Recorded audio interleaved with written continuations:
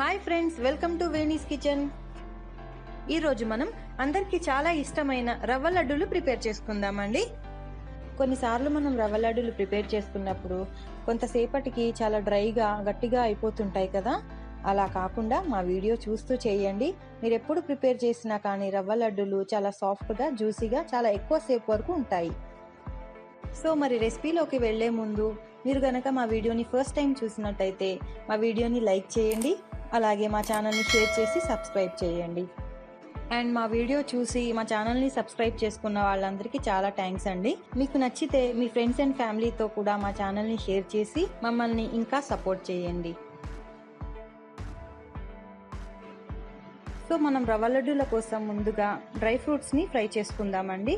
దానికోసం ఒక ప్యాన్లో 1 స్పూన్ నెయ్యి వేసుకొని జీడిపప్పు ఇంకా కిస్మిస్ వేసుకొని ఫ్రై చేసుకుందాము.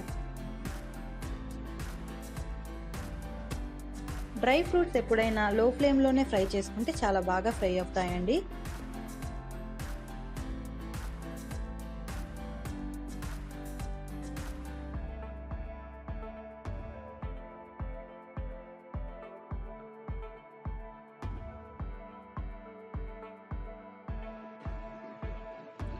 డ్రై ఫ్రూట్స్ ఫ్రై అయ్యాక వేరొక బౌల్లోకి తీసుకుని పక్కకు పెట్టుకుందాము.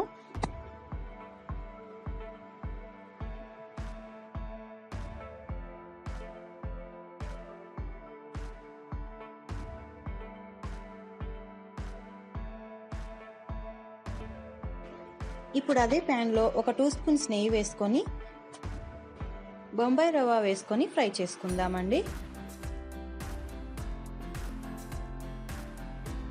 నేను ఇక్కడ 1.5 కప్ బొంబాయి రవ్వ ఫ్రై చేసుకుంటున్నాను. మీరు మీ క్వాంటిటీకి తగ్గట్టు ఫ్రై చేసుకోండి. రవ్వని మీడియం ఫ్లేమ్లో పెట్టి ఒక 10 మినిట్స్ బాగా రోస్ట్ చేసుకోవాలి. రవ్వ అడుగున మాడిపోకుండా కలుపుతూ ఫ్రై చేసుకోండి.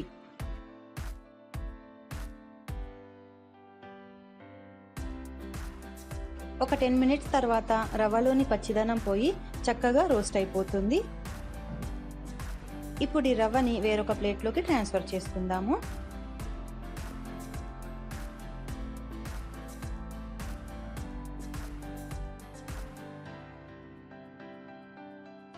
ఇప్పుడు మనం రవ్వ లడ్డూల కోసం తురుముకున్న బెల్లం తీసుకొని కొంచెం వాటర్ యాడ్ చేసి బెల్లం కరిగించుకుందామండి. బెల్లం కరిగించుకొని స్ట్రెయిన్ చేసుకుంటే బెల్లంలో ఉండే నలకలన్నీ తొలగిపోతాయి. నేను బెల్లం కరిగేటప్పుడే ఇందులోకి ఇలాచీ వేసుకుంటున్నానండి. సో మనం తినేటప్పుడు మనకి ఇబ్బంది కాకుండా ఫ్లేవర్ కూడా బెల్లం పాకంలోకి బాగా పట్టేస్తుంది. నేనైతే రవ్వ లడ్డూల్ని బెల్లంతోనే చేసుకుంటున్నానండి. మీరు కావాలంటే షుగర్తో కూడా చేసుకోవచ్చు.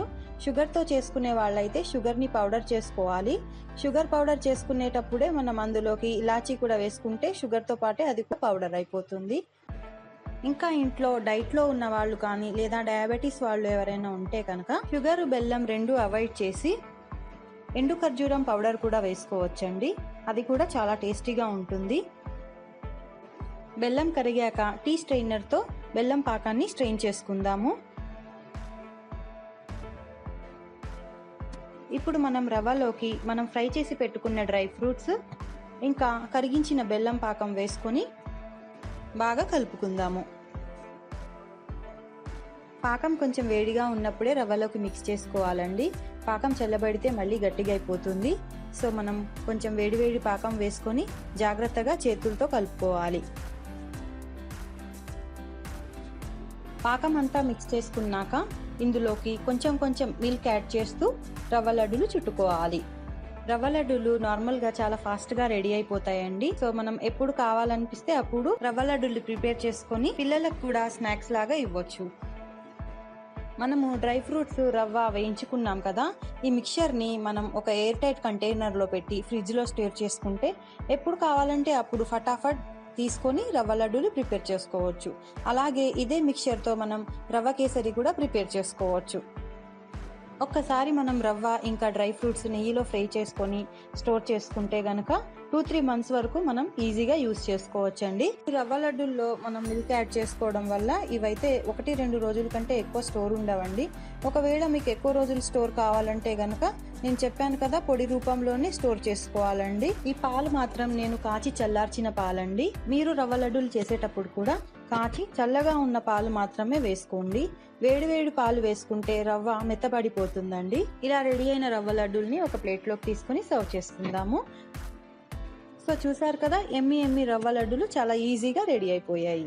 మీరు కూడా మా రెసిపీని తప్పకుండా ట్రై చేసి చూడండి. అలాగే మా వీడియో కనుక మీకు నచ్చినట్టయితే మా ఛానల్ని లైక్, షేర్ అండ్ సబ్స్క్రైబ్ చేయండి. అండ్ మీ సపోర్ట్ని మాకు ఇంకా ఎక్స్టెండ్ చేయండి. మరో కొత్త రెసిపీతో మరో వీడియోలో కలుద్దాం. అంతవరకు బాయ్. Thanks for watching.